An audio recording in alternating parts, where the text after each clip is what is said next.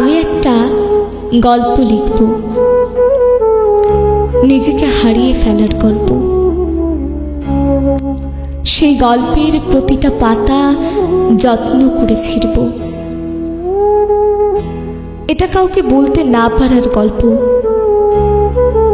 এই গল্পটা আমি 100 বার পড়ব। আমি জানতে চাই ঠিক কোন প্যারাটা পাল্টে দিলে এটা ট্র্যাজেডি না হয়ে একটা হ্যাপি এন্ডিং হতো।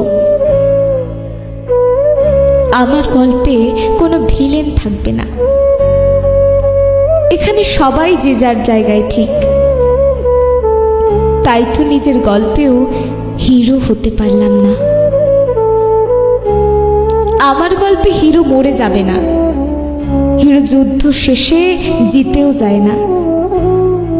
হিরো বেঁচে থেকে প্রতিদিন একটু একটু করে মরে যায়। এটাই ট্র্যাজেডি। এই গল্পে বন্দুক নয়, শব্দই সবচেয়ে বড় অস্ত্র। প্রতিটা শব্দ এখানে গুলির থেকেও তীব্র, তীরের ফলার থেকেও ক্ষিপ্র। সবাই এখানে শব্দ পারদর্শী। আমি শুধু নিশ্চুপ চেয়ে থাকি।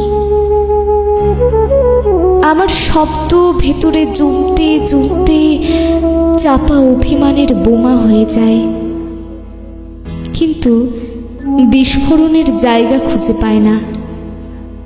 সাধে কি আর বলি, আমার গল্পেও আমি হিরো হতে পারলাম না। আমার গল্পের হিরো নিজের অধিকার আদায়ের জন্য লড়তে জানে না। সে বারবার নিজেকে অন্যের জায়গায় বসিয়ে অন্যের দিকটা বুঝতে গিয়ে নিজেকেই ভুল প্রমাণিত করে। আমার হিরো স্বপ্নকে বাস্তবে রূপ দিতে পারে না। বাস্তবতার কঠিন আঘাতে সে স্বপ্ন দেখতেই ভুলে যায়। এটা কোনো হ্যাপি এন্ডিং হবে না। এটা একটা ভালোবেসে নিঃস্ব হওয়ার গল্প। এটা জীবনমুখী গল্প।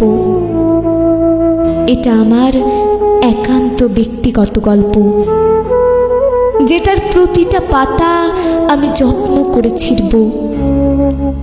কারণ এটা না জানানোর গল্প।